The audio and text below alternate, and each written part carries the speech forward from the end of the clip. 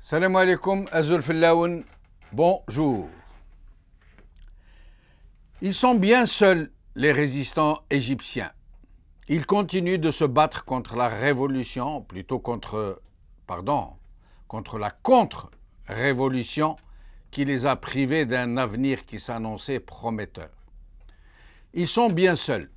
Aujourd'hui, j'ai cherché en vain des articles de la presse algérienne d'expression française qui traite de la journée d'aujourd'hui en Égypte, ce 3 juillet 2014, anniversaire du coup d'État contre Morsi, pas le plus mince entrefilé, pas la moindre ligne, un autre blackout, un autre grand blanc. Le plus curieux est que ce silence sur un événement pourtant majeur est unanime dans la presse algérienne d'expression française, jusqu'à susciter des questions. Mais enfin, les Égyptiens sont bien seuls. En Occident aussi, la plupart des journaux ont négligé l'événement et l'ont éclipsé, occulté, passé à la trappe. Mais ce complot du silence n'est pas isolé du reste. Le peuple égyptien est dans une logique d'éteignoir, d'étouffoir.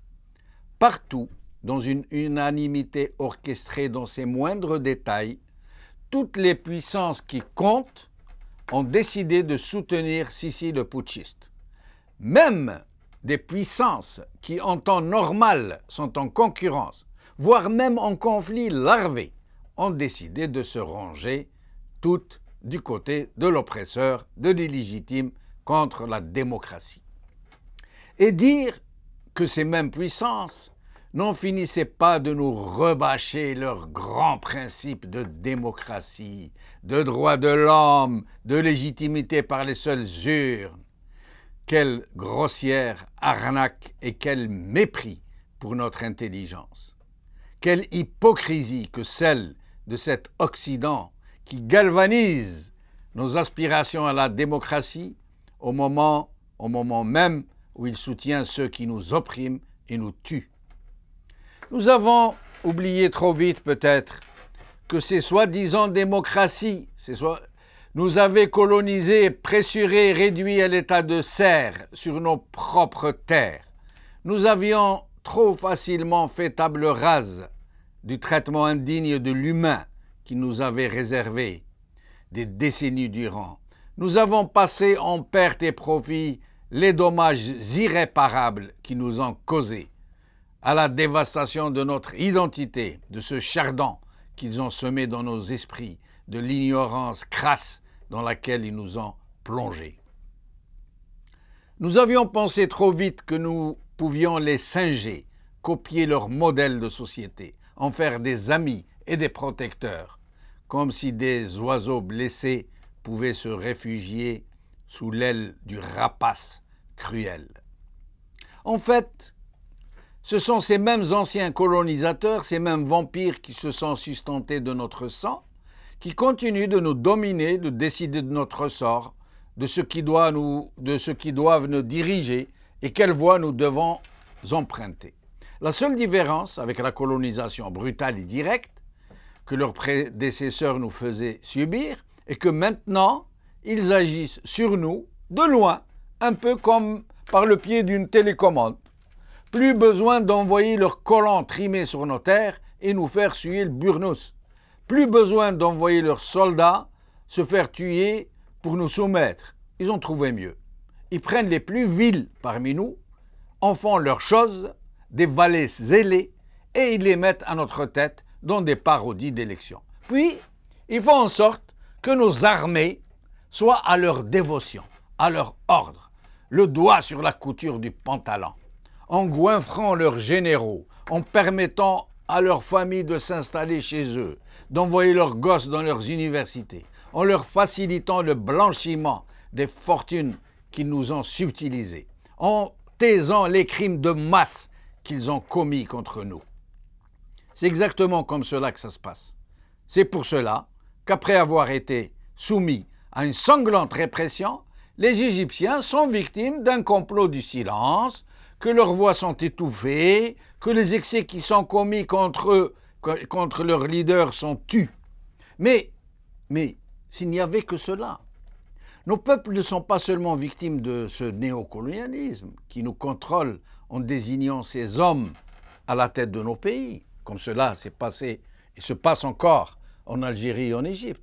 Ils sont aussi, malheureusement, la proie de leurs propres frères, si tant est que nous pouvons leur consentir ce qualificatif, du seul fait que nous avons la même religion. Des pays comme la Saoudie, moi c'est comme ça que je l'appelle, et ses satellites déploient des montagnes de subversion pour nous dresser les uns contre les autres, pour soutenir nos despotes, les financer au besoin, comme c'est le cas en Égypte, et même se servir de leur ulama, grassement rétribués, pour jeter l'anathème sur les hommes libres et dignes qui ont osé braver l'injustice. Nous en sommes là aujourd'hui. Les frères musulmans égyptiens, rejoints par des partis politiques et des personnalités intègres, ont lancé un appel pour une journée de la colère, pour aujourd'hui, 3 juillet, afin de commémorer le premier anniversaire du coup d'État contre le président Morsi. Les manifestants partiront de 30 mosquées du Caire, 30 grandes mosquées du Caire, après la prière d'Al-Asr, c'est-à-dire dans quelques instants. Et ils convergeront vers la place Tahrir. Mais le régime égyptien a pris des dispositions très élaborées, très dures, qui annoncent une répression qui sera probablement sans limite. Des forces considérables, armées jusqu'aux dents, ont été placées tout le long de l'itinéraire. Il faut craindre le pire. Mais il faut craindre aussi que la participation ne soit très faible. Le mouvement des frères musulmans a été laminé, interdit, décapité. Ses leaders condamnés à mort, ses militants torturés par milliers. En tous les cas, la journée d'aujourd'hui est perçue par tous les observateurs comme un test pour mesurer l'état de résistance de la société civile, à quel point elle est divisée et ce que sera la détermination des forces de répression. Aujourd'hui, le Huffington Post Québec, journée de la colère pour les islamistes en Égypte, 1 an après la destitution de Morsi. 2. La Liberté, je précise que c'est un journal suisse. Égypte, journée de la colère pour les islamistes. Et enfin, Le Point, journée de la colère en Égypte. Avec nous aujourd'hui, Badreddine Guerfa, cadre du fils El Arbi Zouaïmiya, analyste politique qui vit aux États-Unis, entre les États-Unis et le Canada. Si Badreddine Guerfa. Badreddine Guerfa. Oui, salam alaikum. Wa alaikum salam. Ahlan bik, si Badreddine. Ramadan Karim. الله يبارك فيك، الله يبارك فيك. رمضان مبارك للجميع. Amin, Rabbal Alamin. Alors, si Badreddine, aujourd'hui, c'est le jour anniversaire du coup d'État. Et on voit que, comme je l'ai signalé dans mon introduction, la presse d'expression algérienne d'expression française, pas une ligne, ou du moins moi je n'ai pas trouvé, j'ai cherché pendant 1 heure. En France, pareil, à peine quelques titres, c'est des entrefilés, personne n'en parle, comme si de rien ne s'était passé, comme il n'y avait rien à commémorer. Votre sentiment?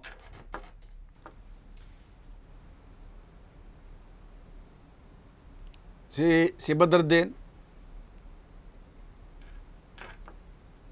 Alors, nous avons perdu c'est Badreddine. Ah, il est là, c'est Badreddine, vous êtes là avec nous? Oui, oui, je suis là, je vous écoute. Voilà, alors votre sentiment sur ce qui se passe, sur ce complot du silence, sur la répression qui se prépare? Voilà. Ce complot du silence, malheureusement, c'est un complot mondial.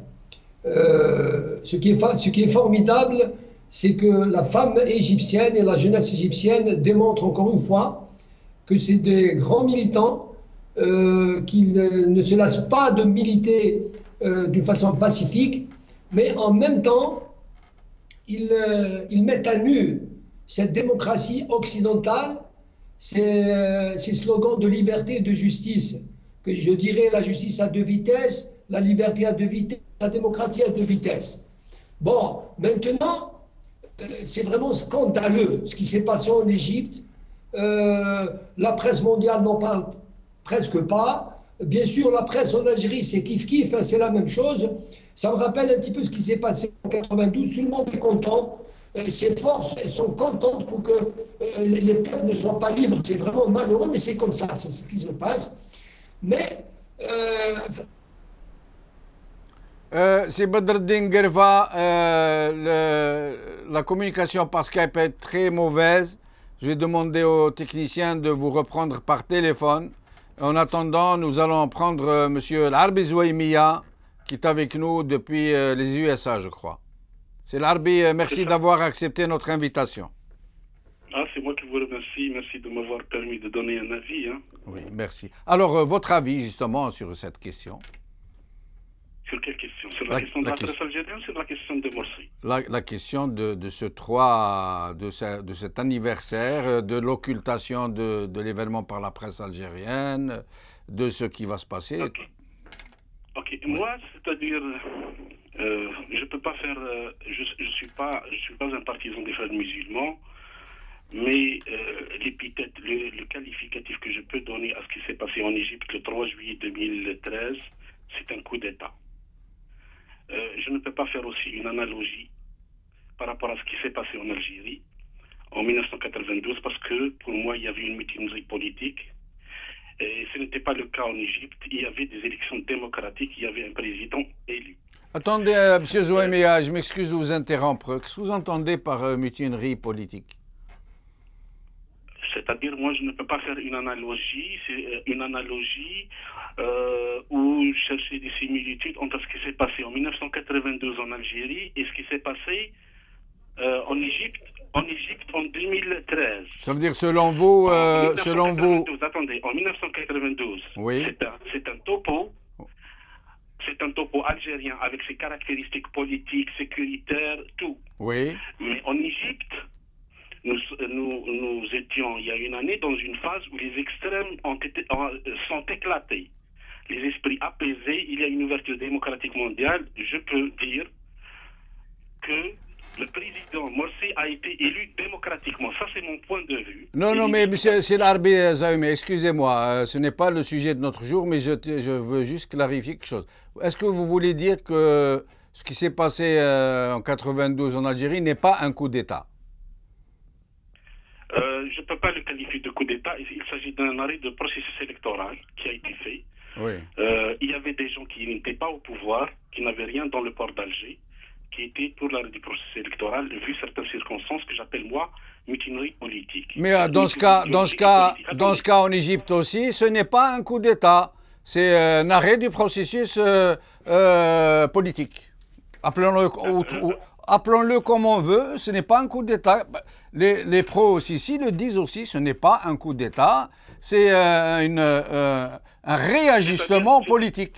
Monsieur Benchenouf, moi, c'est un avis que je donne. Oui. Moi, 1992, c'est 20 ans en arrière par rapport à 2013. D'accord. Plus. D'accord. C'est un avis que je donne. J'étais parmi ceux qui ont été pour l'arrêt du processus électoral. Je l'assume. Est-ce que par la suite, ce processus électoral est allé vers le port d'Alger? C'est une autre paire de manches. L'assassinat de Boudiaf en était un révélateur.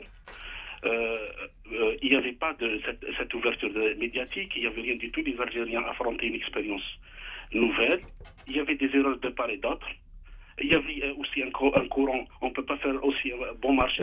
Monsieur Zouaimia, excusez-moi, c'est trop facile de dire ça. Hein. Il y avait des erreurs de part et d'autre. Je crois que c'est trop facile. En fait, Je m'excuse de vous interrompre, ce n'est pas dans mes habitudes d'interrompre mes invités, mais écoutez, en 92, il y a eu, appelez-le comme vous voulez, interruption du processus électoral. Pour moi, c'est un coup d'État. Les gens étaient privés d'une victoire que leur a donnée le peuple algérien. Ils ont été poussés à la violence de façon outrancière, cruelle. On allait chez eux torturer leurs enfants devant eux pour les pousser à partir au maquis. On les a mis dans des camps du Sud pour les pousser à monter au maquis. Et maintenant, on vient de dire que c'est une erreur de part et d'autre. J'avoue que... Je ne parle pas de ce qui s'est passé après. Moi, je vous parle de la... Ça, c'est un avis à moi. Oui, oui, mais bien entendu, c'est votre avis. Oui. Il y a des assassinats qui ont été commis contre des gens qui étaient innocents. Il n'y a pas de doute. Pourquoi Tarjaout a été assassiné? Mais qui l'a assassiné? Qui l'a assassiné? La question reste de savoir qui a assassiné Tarjaout, qui a assassiné les autres intellectuels, qui est derrière. Voilà. Actuellement, nous sommes dans une phase où tout doit être discuté carte sur table pour arriver à un consensus. Mais ceux qui ont appelé à l'interruption du processus électoral nous traitent de kitukistes. Ils nous disent les adeptes du kituki. Ils ne veulent pas que nous posions la question qui a tué qui. Je respecte votre avis. Non, je respecte votre avis. Vous avez un avis tout à fait, c'est-à-dire respectable. Je n'ai pas à juger, je n'ai pas à faire un jugement sur votre opinion. Certainement, c'est en discutant, c'est-à-dire il y a une thèse, il y a une antithèse, il y aura une synthèse. Certainement, peut-être nous n'avons pas des informations, de bonnes informations, mais c'est en discutant. Bien, mais pour en revenir à l'Égypte, M. Zouaïmia, à l'évidence, nous ne serons pas d'accord sur ça, et ce n'est pas l'objet de notre émission. Mais sur l'Égypte, qu'est-ce que vous en pensez? Sur l'Égypte de façon claire. L'Égypte, moi, ce que je vous dis, c'est qu'il y avait un président qui a été élu, les conditions dans lesquelles l'élection a été déroulée, elle répondait à des normes internationales. C'est tout ce que je peux dire. Donc pour moi, concernant Morsi, c'était un président qui a été élu démocratiquement, parce que aussi les frères musulmans n'ont pas la même... C'est une grande école aussi en pratique démocratique aussi par rapport au fils que nous avions. C'est tout ce que je peux dire. Maintenant que les États-Unis, où nous donnons des leçons aux Américains, les Américains aussi ne sont pas incapables de réflexe démocratique. Et je vais vous donner un exemple. J'aimerais bien vous donner cet exemple-là. Je vous en prie. Il y a, le 1er mai, il y a le sénateur du Vermont. Oui. Le sénateur du Vermont, c'est un sénateur démocrate. Et c'est un gars respectable. Il n'est ni musulman, ni rien du tout. C'est lui qui a initié une action demandant à Obama de ne pas livrer des Apache, hélicoptères Apache, à Sisi. C'est lui qui a initié la pétition demandant à l'administration américaine de ne pas donner les 650 millions de dollars dans le cadre. Maintenant, ce ne sont pas les Américains aussi qui sont le premier joueur dans la crise égyptienne, c'est l'Arabie Saoudite. Oui. Le tandem américano-saoudien est puissant. Mais l'Arabie Saoudite est un agent des USA, et cette initiative dont vous nous parlez du sénateur, c'est une initiative individuelle. Il n'empêche que les États-Unis, en tant que nation, en tant qu'État, soutiennent massivement la dictature Sisi. Je rectifie, je vous dis il y a des associations, il y a des gens qui travaillent pour les droits de l'homme. Il faut aller sur Internet pour lire ce que disent ces associations. Il y a une défense des droits de l'homme. Allô? Oui, on vous écoute, Il y a maintenant le poids du capital par rapport au réflexe démocratique, bien sûr, il y a un écart. Mais les Saoudiens ne sont pas un agent. Les Saoudiens sont devenus un acteur de la politique américaine. Les Saoudiens disposent de 200 milliards de dollars en bons de trésor. C'est une puissance financière et qui décide. Elle négocie sa part dans l'hégémonie politique du Moyen-Orient. Elle négocie sa part. Nous allons revenir à Badreddine Guerfa. Badreddine Guerfa. Alors, ce n'est pas la peine de répondre à M. Zouaïmia pour ce qui est du coup d'État de 92 qu'il considère comme une mutinerie politique, puisque le sujet d'aujourd'hui est l'Égypte. Donc nous allons rester dans le sujet de l'Égypte, c'est Badreddine. suis désolé de faire un petit tour. Je ne comprends pas, moi, un coup d'État, c'est un coup d'État. C'est tout. En Algérie en 92, contre Hamas en Palestine, contre Morsi en Égypte, c'est partout pareil dans le monde arabe. Il y a des critères mesurables pour tout le monde. En Algérie, en 92, il y a eu des élections libres qui ont été faites par le gouvernement algérien et le fils a été élu par le peuple algérien. Il y a eu un coup d'État clair, net et précis. Ce qui s'est passé maintenant, après, le fils l'a dit plusieurs fois, je le dis solennellement, le fils appelle à une commission, soit nationale, interne ou internationale, pour voir ce qui s'est passé en Algérie, que tous les crimes qui sont passés, Chaout ou n'importe qui. C'est Badreddin. Oui, maintenant en Égypte. En Ce qui Égypte. se passe en Égypte. Voilà, ce qui se passe en Égypte aussi, pour l'Arabie Saoudite, moi je le redis, c'est un sous-traitant des États-Unis, il est là, il est le gendarme de l'Occident dans le Golfe, c'est clair, net et précis. Maintenant, c'est vrai qu'il a beaucoup d'argent, il a énormément d'argent, et c'est tout. Il fait le sale boulot pour l'Amérique, comme il a fait le sale boulot contre Taliban, contre l'Amérique, les États-Unis ont envahi l'Afghanistan. C'est clair, c'est bien précis. Maintenant, il y a un axe qui est en train de naître entre l'Égypte et Alger. Ce Sisi-là, ce maréchal, a bien demandé aux Algériens de créer une chambre commune contre le terrorisme. Maintenant, le terrorisme, l'étendard du terrorisme, on le connaît très bien en Algérie. C'est pour mieux museler le peuple algérien, le peuple égyptien. Mais, alhamdoulilah, le peuple, la femme égyptienne, la jeunesse algérienne égyptienne sont en train de militer. Ils sont en train de mourir, d'aller en prison, de tout perdre pour que vive l'Égypte libre telle qu'on l'a vu malheureusement en très peu de temps du temps de Morsi. Moi je défie quiconque qui vient me dire qu'en Égypte du temps de Morsi on a fermé des télévisions ou des journaux, etc., ou on met en prison des journalistes. C'est ce qui se passe maintenant en Égypte. C'est Badreddin. Oui. Les manifestants vont s'ébranler après la prière de l'Asr dans quelques instants en Égypte, au Caire. Seulement au Caire, hein, mais les manifestations auront lieu partout.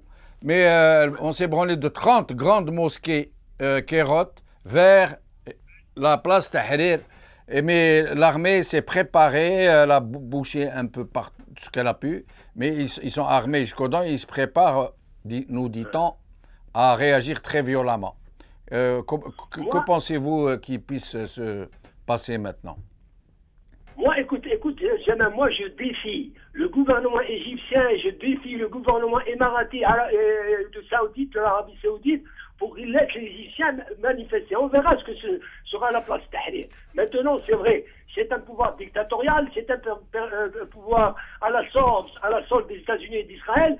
Maintenant, il va tout boucler, c'est vrai, mais sallallahu alayhi wa sallam, je pense que les Égyptiens vont avoir assez de génie, assez de courage pour pouvoir manifester d'une manière ou d'une autre. Le problème n'est pas d'arriver à Tahrir ou à al-Adawiya. Le problème, ils ont prouvé qu'ils sont là depuis une année, qu'ils manifestent d'une façon pacifique et d'une façon magnifique. Ils sont prêts à tous les sacrifices. Et finalement, je pense je pense que la parole reviendra en définitive au peuple égyptien qui sont en train de donner des leçons de bravoure et de fermeté, de militantisme pacifique à laisser les Occidentaux rêveurs, croyez-moi, jamais. Restez avec nous, c'est Badreddin. Notre émission arrive bientôt à sa fin. C'est Arbi Zouaimia, un dernier mot. Moi, j'ai donné un avis, M. Gemeldin. Oui, on ne conteste pas, mais on n'est pas d'accord, on le dit. Maintenant que... Ouais. Allô? Votre avis, vous l'avez dit, nous aussi, nous avons dit notre avis, c'est tout. Ok, moi je ne suis pas le général Toffer, moi je suis l'Arbi Zouaimia. Maintenant, le monsieur qui est en... Allô? Oui, on vous écoute.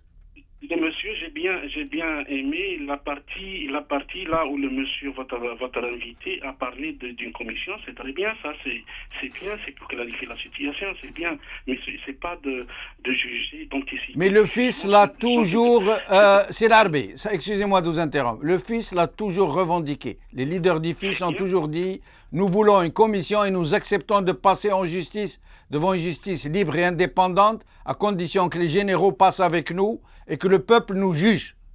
Le fils l'a toujours revendiqué. Nous sommes d'accord, M. Germain. Voilà. Et je ne suis pas du fils, hein. Voilà.